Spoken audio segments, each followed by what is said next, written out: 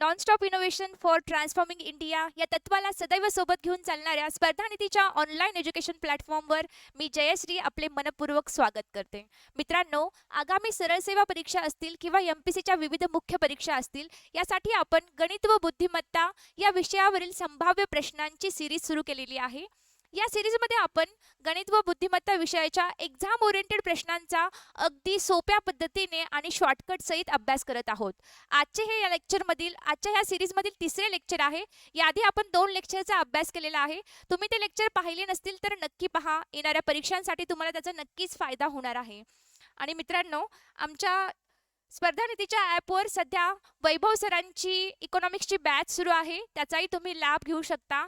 आमच्या स्पर्धा निधीची ॲपची लिंक खाली डिस्क्रिप्शन बॉक्समध्ये दिलेली आहे. ठीक आहे. तर मित्रांनो, आजच्या लेक्चरला आपण सुरुवात करूया. आज आपण सरासरी या गणितातील बेसिक टॉपिकवरील प्रश्नांचा अभ्यास करणार आहे. सरासरी या टॉपिकवर सरळ सेवा परीक्षा असतील किंवा एमपीसी मधील सीसॅट, इवन यूपीएससी मध्ये सुद्धा प्रश्न विचारले जातात. त्यामुळे हा टॉपिक इम्पॉर्टंट आहे. तर आज आपण सुरुवात करूया सरासरी या टॉपिकवरील प्रश्नांचा. हे प्रश्न बघण्याआधी आपण सरासरी काय आहे हे बघूया. तर सरासरीचा आपण बेसिक फॉर्म्युला बघणार आहे. सरासरीचा बेसिक फॉर्म्युला आहे सरासरी बरोबर काय असतं, सर्व संख्यांची बेरीज भागिले एकूण संख्या. ठीक आहे. तर हा बेसिक फॉर्म्युला आहे, हा लक्षात ठेवा. सर्व संख्यांची बेरीज भागिले एकूण संख्या. मग फॉर एक्झाम्पल म्हणून आपण सॉल्व करूया की तुम्हाला दिलेला आहे 2, 4, 6, 8 ह्या संख्या दिलेल्या आहे. तर ह्या संख्यांची सरासरी किती येईल असं विचारलं असेल तर सरासरी बरोबर आपला फॉर्म्युला काय आहे, सरासरी बरोबर सर्व संख्यांची बेरीज. आता आपल्याला संख्या काय दिलेल्या आहे, 2, 4, 6 आणि 8. आणि एकूण संख्या किती ह्या 1, 2, 3, 4 संख्या आहे. मग डिवाइड बाय 4. मग काय होणार, आता ह्यांची बेरीज करायची. 6 4 10 18 आणि 2 20. सो 20/4. मग किती येणार आहे, 4 1 4 4 5 20.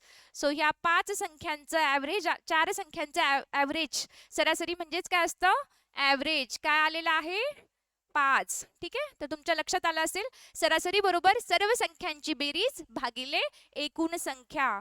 मग ह्याच्यावरूनच आपण काय करू शकतो, तुम्हाला संख्या दिलेल्या आहेत, त्या संख्या दिलेल्या नाहीयेत पण त्या संख्यांची काय दिलेली आहे, सरासरी दिलेली आहे आणि एकूण संख्या दिलेल्या असतील तर मग विचारलं की सर्व संख्यांची बेरीज किती. मग ह्याच्यावरूनच आपण काढू शकतो सर्व संख्यांची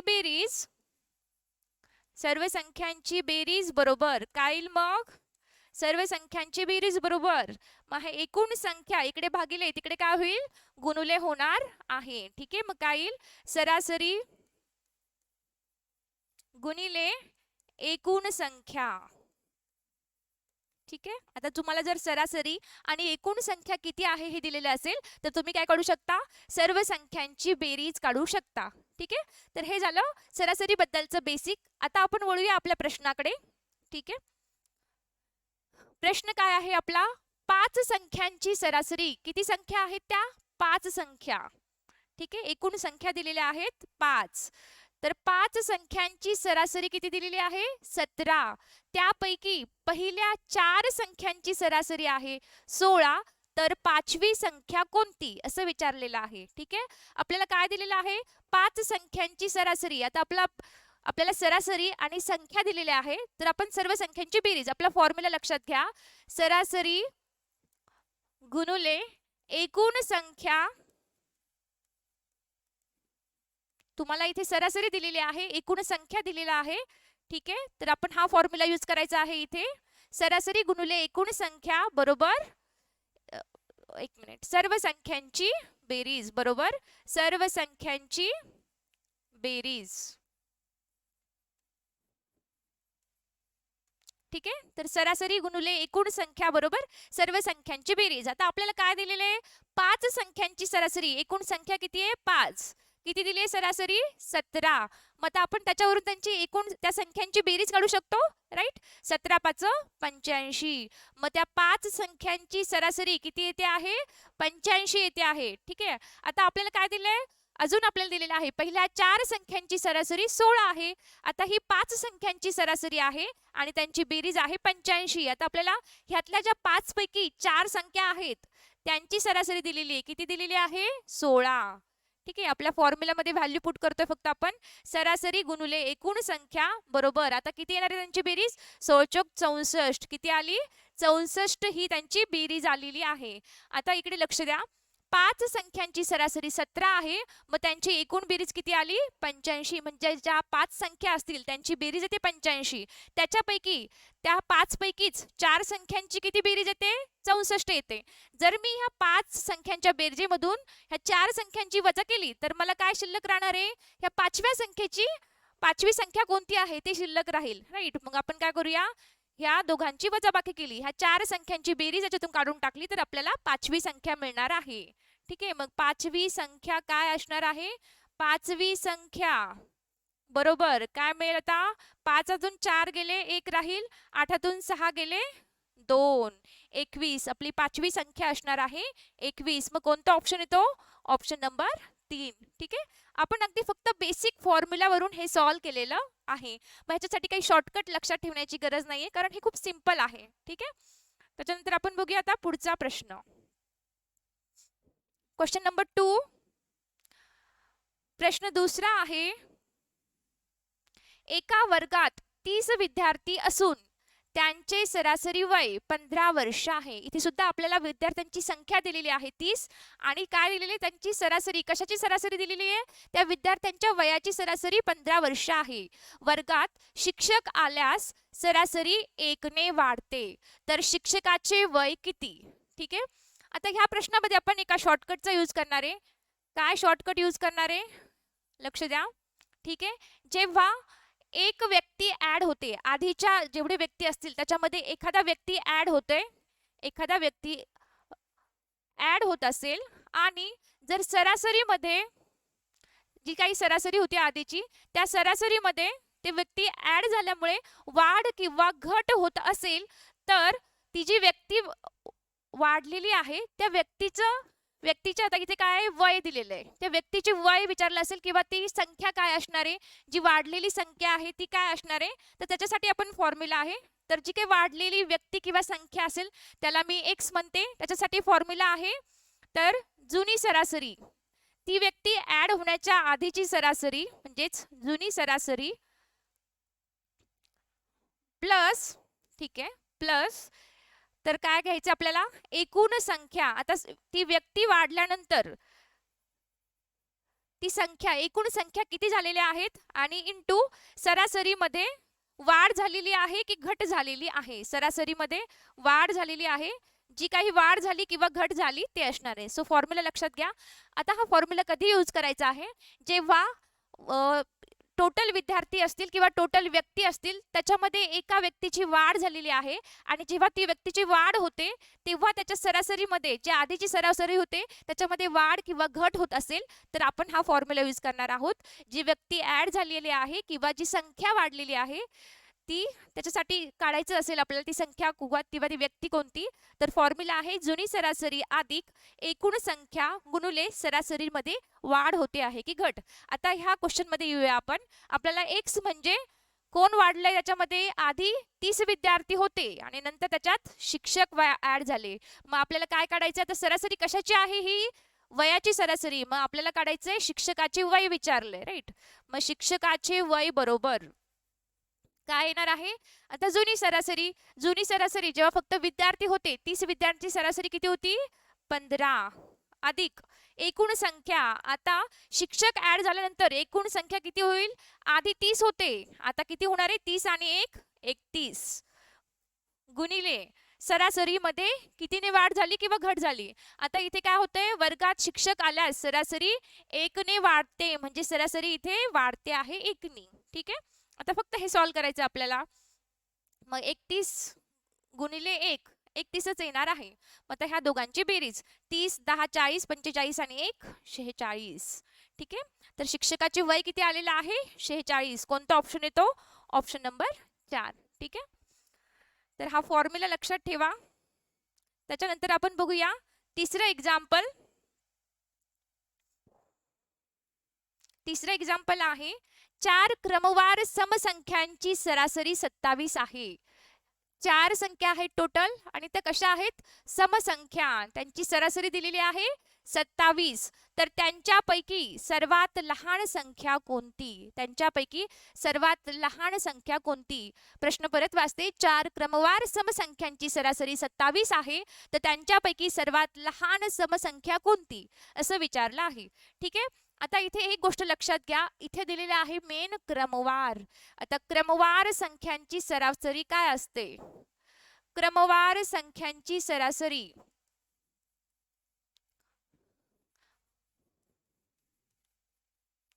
क्रमवार संख्यांची सरासरी बरोबर तुम्हाला जर त्या संख्या दिलेल्या असेल तर तुम्ही काढू शकता पहिली संख्या अधिक शेवटची संख्या भागिले 2 या फॉर्म्युल्याने काढू शकता क्रमवार संख्यांची सरासरी. आणि क्रमवार संख्यांची सरासरी म्हणजेच असते मधली संख्या. काय असते, त्या ज्या संख्या दिलेल्या आहेत त्या क्रमवार संख्यांमधील मधली संख्या म्हणजे काय असते, सरासरी असते. ठीक आहे, लक्षात ठेवा, क्रमवार संख्यांची सरासरी बरोबर मधली संख्या. आता आपल्याला काय दिलेलं आहे, 4 क्रमवार समसंख्यांची सरासरी दिलेली आहे. आता हा फॉर्म्युला लक्षात ठेवा. ठीक आहे, 4 क्रमवार संख्यांची सरासरी दिलेली आहे, किती दिलेली आहे, 27. 27 ही सरासरी दिलेली आहे. आता ह्या क्रमवार आहेत म्हणजेच ही काय आहे, ज्या 4 संख्या आहे त्यांची मधली संख्या आहे, त्यांची मधली संख्या काय आहे, 27. पण 27 हा काय आहे, इव्हन नंबर आहे का, समसंख्या आहे का, नाही. समसंख्या म्हणजे काय असतात, समसंख्या कोणत्या असतात, ज्या संख्येच्या एकक स्थानी 0, 2, 4, 6, 8 असे अंक येतात किंवा त्या संख्येला 2 ने भाग जातो, त्या संख्येला काय म्हटलं जातं, समसंख्या. आता ह्या संख्येच्या एकक स्थानी कोणता अंक आहे, 7 आहे, त्याच्यामुळे 27 ही समसंख्या नाही आहे. ठीक आहे, पण आपल्याला काय पाहिजे, समसंख्या. आता ही मधली संख्या आहे, मग 27 तर काय येणार नाही कारण 27 समसंख्या नाहीये, मग त्याच्या आजूबाजूच्या. आता लक्षात घ्या, समसंख्यांमध्ये कितीचा फरक असतो, 2-2चा फरक असतो. समसंख्या असतील किंवा विषम संख्या असतील, ज्या क्रमवार समसंख्या किंवा विषम संख्या असतात त्याच्यामध्ये 2चा फरक असतो. म्हणजेच काय, 0 नंतर कोणती समसंख्या येणार आहे, 2, 2 नंतर 4, 4 नंतर 6. ठीक आहे, किंवा मग 18, 18 नंतर कोणती येणार आहे, 20, 20 नंतर 22. ठीक आहे, अशा प्रकारे. तर आता हा 27 आहे, 27 नंतरची समसंख्या कोणती येणार आहे, तर 27 तर विषम नंबर आहे, त्याच्यानंतर लगेच येणारी आहे ही 28 ही समसंख्या, शेवटी 8 आहे. ठीक आहे, मग 28 नंतर कोणती येईल, 30 येणार आहे, प्लस 2 ची वाढ. आणि ह्याच्या इकडे आता 27च्या एक आधी कोणती येते समसंख्या, 26 येते, मग 26च्या आधीची -2 करून कोणती येणार आहे, 24. ठीक आहे, तर अशा प्रकारे ही मधली संख्या आहे आणि त्याच्या ह्या 4 संख्या काय आहेत, क्रमाने येणाऱ्या समसंख्या आहेत. लक्षात आलं, सरासरी म्हणजेच मधली संख्या आणि मग आपल्याला ह्या 4 सरासरी समसंख्या मिळतात. ठीक आहे, मग आपल्याला काय विचारलं इथे की सर्वात लहान संख्या कोणती, मग सर्वात लहान कोणती येते, 24. ठीक आहे, सर्वात लहान समसंख्या कोणती येते, 24. मग कोणता ऑप्शन आहे, ऑप्शन नंबर 2. ठीक आहे, तर तुम्हाला समजलं असेल. आता आपण पुढचा प्रश्न बघूया, प्रश्न क्रमांक 4 आहे. काय प्रश्न आहे, 5 संख्यांची सरासरी 50 आहेत. किती संख्या टोटल, 5. 5 संख्यांची सरासरी 50 आहे, त्यापैकी 3 संख्यांची सरासरी 40 आहे, तर उर्वरित 2 संख्यांची सरासरी किती असं विचारलं आहे. ठीक आहे, आता आपला सेम फॉर्म्युला यूज करायचा आपल्याला, जेव्हा सरासरी आणि एकूण संख्या दिलेल्या असतील तेव्हा आपण यूज करतो फॉर्म्युला, सरासरी गुणिले एकूण संख्या बरोबर सर्व संख्यांची बेरीज. सर्व संख्यांची बेरीज. ठीक आहे, मग आता आपल्याला काय दिलेले आहे, किती संख्या आहेत, 5. 5 संख्या आहेत एकूण, त्यांची सरासरी किती आहे, 50. मग आता आपण काय काढू शकतो, त्यांची बेरीज काढू शकतो. मग 5 संख्यांची सरासरी पाच संख्यांची बेरीज किती येणार आहे? 5 5 25, 250 येणार आहे.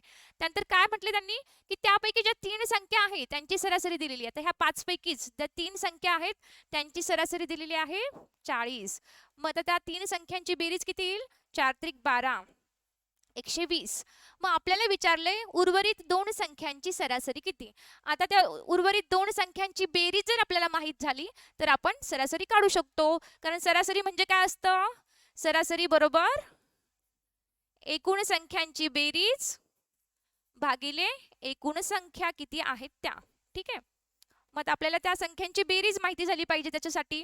मग ह्याच्यावरून इकडे लक्ष द्या, ही जर 5 संख्यांची सरासरी आहे तर त्याच्यावरून आपल्याला 5 संख्यांची बेरीज मिळते आणि ह्या 5 पैकीच 3 संख्यांची बेरीज किती आहे? 120. जर मी ह्या 5 संख्यांमधून 3 संख्यांची वजा केली तर उरलेली काय मिळणार आहे मला?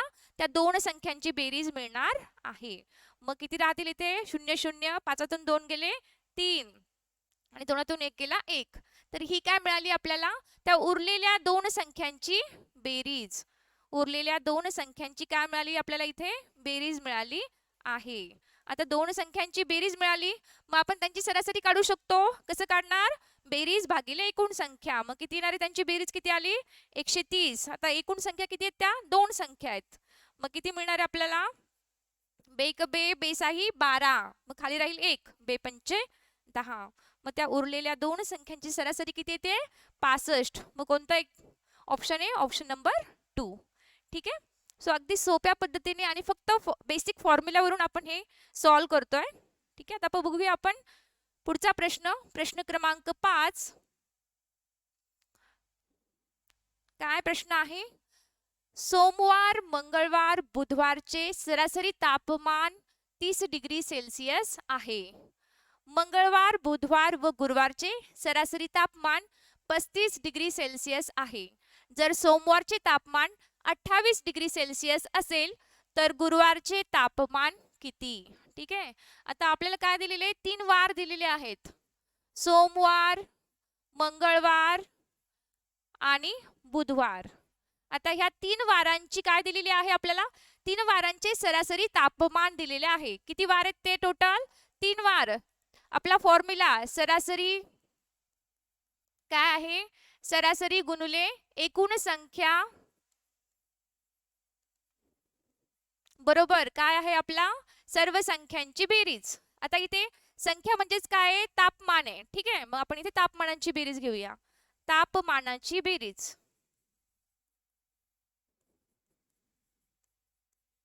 ठीक आहे. मग आपल्याला किती आता? सोमवार, मंगळवार, बुधवार हे 3 वार आहेत. मग 3 वारांची म्हणजे 3 वारांची 3 येणार इथे. सरासरी किती आहे? सरासरी तापमान आहे 30. मग त्यांच्या तापमानाची बेरीज किती येईल आता? 3 त्रिक 9, 90 येईल. ठीक आहे. मग सरासरी एकूण बेरीज किती आली आहे? 3 वारांची 90 आलेली आहे. त्याच्यानंतर अजून पुढे दिलेला आपल्याला मंगळवार, बुधवार व गुरुवार. आता मंगळवार, बुधवार आणि गुरुवार. आता हे आपण दोघं ऑब्झर्व केलं. त्याच्यामध्ये कोणते वार वेगळे आहेत? फक्त सोमवार आणि गुरुवार वेगळे आहेत. हे मंगळवार, बुधवार दोघांमध्ये आहेत. मग ह्यांचं काय सांगितलंय? यांची सरासरी किती सांगितली? आता ह्या 3 इथे पण 3च वार आहे. त्यांची सरासरी किती आहे? 35 डिग्री सेल्सिअस. मग इंटू 35. आता आपण काय करू शकतो? या तिघांची एकूण बेरीज किती आहे ती काढू शकतो. म्हणजे 5 त्रिक 15, हातचाला 1, 3 त्रिक 9 आणि 1 10, 105 आलेलं आहे. ठीक आहे. आता आपल्याला काय दिले आणखी? जर सोमवारचे तापमान 28 डिग्री सेल्सिअस असेल तर ह्याच्यापैकी ह्या तिघांपैकी एक कोणता आहे? सोमवार आहे. ह्या सोमवारचं आपल्याला तापमान दिलेलं आहे किती? 28 डिग्री सेल्सिअस. मग इथे लक्षात घ्या, आपल्याला काढायचं काय आहे? आपल्याला काढायचं आहे गुरुवारचं तापमान. ठीक आहे. जर आपल्याला मंगळवार आणि बुधवारचं तापमान मिळालं तर आपल्याला गुरुवारचंही काढता येईल. मग मंगळवार आणि बुधवारचं कसं मिळेल? आता जर आपल्याला इथून जर मिळालं, आता सपोज इथे पण मंगळवार बुधवार आहे, इथे पण मंगळवार बुधवार आहे. आपल्याला सोमवारचं माहिती आहे. जर मी ह्याच्यातून सोमवारचं वजा केलं तर उरलेलं गुणाचं राहणार आहे मंगळवार आणि बुधवारचं. मग सोमवारचं किती आहे? 28. मग उरलेलं काय राहील आता? 10तून 8 गेले 2, इकडे हातचा देऊन टाकला, 9तून 3 गेले 6. ठीक आहे. मग आता काय उरलं आपल्याला? मंगळवार आणि बुधवारचे तापमान. मंगळवार आणि बुधवारचे एकूण तापमानाची बेरीज किती मिळते? 62 मिळते. ठीक आहे. आता आपल्याला मंगळवार आणि बुधवारचं मिळालंय. आता ह्याच्यामध्ये जर ह्याच्यातून आपण मंगळवार आणि बुधवारचं वजा केलं तर उरलेलं कशाचं राहील? गुरुवारचे तापमान राहणार आहे. मग 105 मधून 62 गेले, ठीक आहे, 5तून 2 गेले 3 आणि 10तून 6 गेले 4, ठीक आहे. मग उरलेलं गुरुवारचं तापमान काय येणार आहे? गुरुवारचे तापमान बरोबर 43 डिग्री सेल्सिअस, ठीक आहे. तर कोणता ऑप्शन येतो आपला? ऑप्शन नंबर 3, ठीक आहे. तर अशा प्रकारे आपण सरासरी या टॉपिकवरील संभाव्य प्रश्नांचा अगदी सोप्या पद्धतीने अभ्यास केलेला आहे. तुम्हाला लेक्चर आवडला असेल तर लाईक करा, तुमच्या मित्रमैत्रिणींना शेअर करायला विसरू नका आणि चॅनलला सबस्क्राईब करा. Thank you very much.